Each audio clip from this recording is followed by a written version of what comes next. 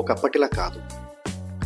అప్పట్లో 5 రూపాయలు సేవ్ చేసుకోవడానికి 5 కిలోమీటర్లు నడిచేవాళ్ళు. ఇప్పుడు 5 నిమిషాలు సేవ్ చేసుకోవడానికి 50 రూపాయలైనా ఖర్చు పెడుతున్నారు. తప్పైతే ఎవరిది కాదు. రోజులు మారుతున్నాయి. పరిస్థితులతో పాటు మనుషులు కూడా మారాల్సి వస్తుంది. అందుకే గత కొన్నేళ్లుగా కొత్త వ్యాపారాలు, కొత్త ఉపాధులు కూడా పెరిగాయి. యాక్చువల్గా డ్రైవింగ్ అనేది కొత్త ఉపాధి ఏం కాకపోయినా అవకాశాలు అయితే బాగా పెరిగాయి. ఒక క్యాబ్ డ్రైవర్ ఒక కార్ని కొని నడపాలి, లేదా ఎవరి దగ్గరైనా అద్దెకి తీసుకోవాలి. నెలకి ఒకసారి ఇన్స్టాల్మెంట్ కానీ లేదా రెంట్ కానీ కడుతూ ఉండాలి. ఏదైనా సరే సర్వీసింగ్ మాత్రం చేయిస్తూనే ఉండాలి అనుకుంటాం, కానీ ఖర్చు బాగానే ఉంటుంది. కానీ కొంతమంది కస్టమర్స్తో వీళ్ళ కష్టాలు మామూలుగా ఉండవు సార్. వాటి కోసం ఈ వీడియోలో అతి కొన్ని చెప్పుకుందాం. ఒక బుకింగ్ వస్తుంది. కస్టమర్ ఏదో గల్లీలో ఉంటాడు. చుట్టూ హాస్టల్స్, స్కూల్స్, షాప్స్, మొత్తం అంతా మార్కెట్ ఏరియాని. రోడ్డు మీదే బళ్ళన్నీ పార్క్ చేసి ఉంటాయి.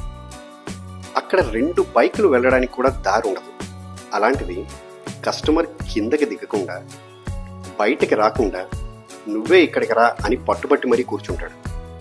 తీరా వచ్చాక మళ్ళీ నువ్వే లేటుగా వచ్చావని ముందు ఆర్గ్యుమెంట్కి దిగి, ట్రిప్ తర్వాత క్యాబ్ దిగి 1 రేటింగ్ ఇస్తాడు.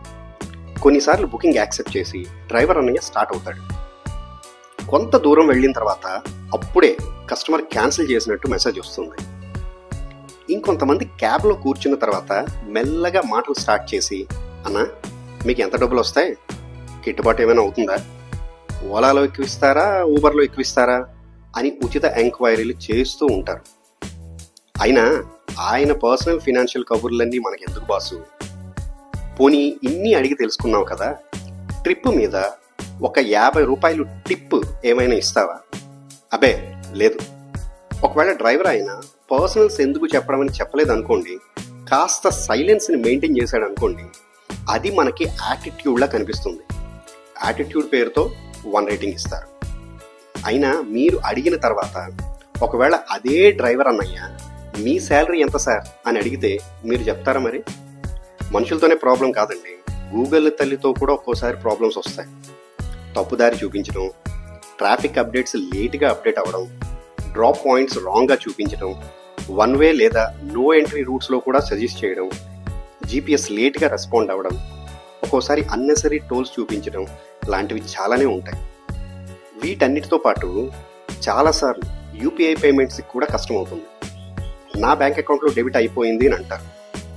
అవేమో లేట్గా డ్రైవర్ అకౌంట్లో పడుతుంటాయి. అకౌంట్లో చూపించే వరకు వెయిట్ చేయడమా లేదా కొత్త బుకింగ్ యాక్సెప్ట్ చేయడమా అనేది తెలియదు. ఒకవేళ రాకపోతే మళ్ళీ కస్టమర్ని పట్టుకోవడం కష్టమే. రెక్కాడితే కానీ డొక్కాడదు అంటారు. జనరల్గా కంపెనీలు పేమెంట్లు చేయడానికి 2 నుంచి 3 రోజులు చేస్తాయి. మరి ఆ పేమెంట్లు వచ్చేంత వరకు డీజిల్కి ఇంకెక్కడైనా చేయి చాచాల్సిందే. అందుకే చాలామంది క్యాష్ లేదా పర్సనల్ యూపీఐ పేమెంట్ చేయమని అడుగుతుంటారు. ఏదో మిగిలిపోతుంది అని అనుకుంటాం, కానీ కస్టమర్కి ఒక 100 రూపాయలు బిల్ చూపించింది అనుకోండి, అందులో కంపెనీ కమిషన్ 20 నుంచి 30 రూపాయలు పోతాయి. ప్లాట్ఫామ్ లేదా టెక్నాలజీ ఫీజు అని 3 నుంచి 5 రూపాయలు తీసేసుకుంటారు.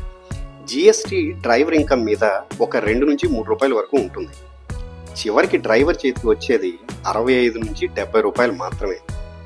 ఇందులో మళ్ళీ డీజిల్కి, బండి ఈఎంఐ లేదా రెంట్కి, బండి మెయింటెనెన్స్కి పోగా మిగిలింది 25-35 ఉంటుంది. ఇవన్నీ కాకుండా బండికి కర్మ కాలి రోడ్డు మీద ఏదైనా అయ్యిందనుకోండి, అదో బోనస్ ప్రాబ్లం. స్క్రాచెస్ అని, డెంట్స్ అని, సైడ్ మిర్రర్లు విరగడం అని ఇలాంటివి బోల్డ్ ఉంటాయి. రేటింగ్ తక్కువ ఉంటే లైక్లీ కొన్ని ప్రాబ్లమ్స్ ఫేస్ చేయాల్సి వస్తుంది. కొత్త బుకింగ్స్ దొరకడం కష్టం అవ్వచ్చు. రీజన్స్ ఏదైనా సరే మీ బిహేవియర్ మార్చుకోవాలని వార్నింగ్స్ వస్తుంటాయి యాప్స్ త్రూగా. ఇది నువ్వు సరిగ్గా పనిచేయట్లేదని తన ఎబిలిటీ మీద క్వశ్చన్. బోనస్, ఇన్సెంటివ్స్ లాంటివి ఏమీ ఇవ్వరు. కొన్నిసార్లు అయితే అకౌంట్ సస్పెన్షన్లో కూడా పెడతారు. వాళ్ళ ఇంట్లో అందరూ అన్నం తినాలన్నా, వాళ్ళ కడుపు నిండాలన్నా, వాళ్ళ పిల్లలు చదువుకోవాలన్నా, వాళ్ళ హాస్పిటల్ ఖర్చులైనా ఎవరికైనా సరే కామనే కదా సార్. ఉన్నాయి. కాయిన్కి రెండో సైడ్ కస్టమర్స్ పడే ఇబ్బందులు like surcharges, last minute cancellations ఇలాంటివి కూడా ఉన్నాయి. కానీ మన అవసరమే వేరే వాళ్ళకి ఉపాధి.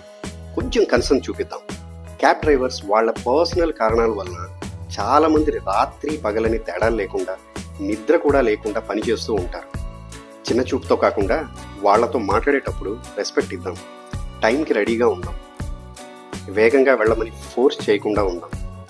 ఇది మనకే మంచిది. కంప్లైంట్స్ ఇచ్చే ముందు 1కి 2 సార్లు ఆలోచిద్దాం. మన గమ్యానికి అనుకున్న సమయంలో చేర్చేది ఆ డ్రైవరే. Every job, no matter how big or small, it deserves equal respect. Respect drivers, it reflects our humanity. నేను కూడా ఇలాంటి మీనింగ్ఫుల్ టాపిక్స్ని డ్రైవ్ చేయడానికి ఈ వీడియోని షేర్ చేయండి. వీలైతే ఛానల్ని సబ్స్క్రైబ్ చేయండి. By for now.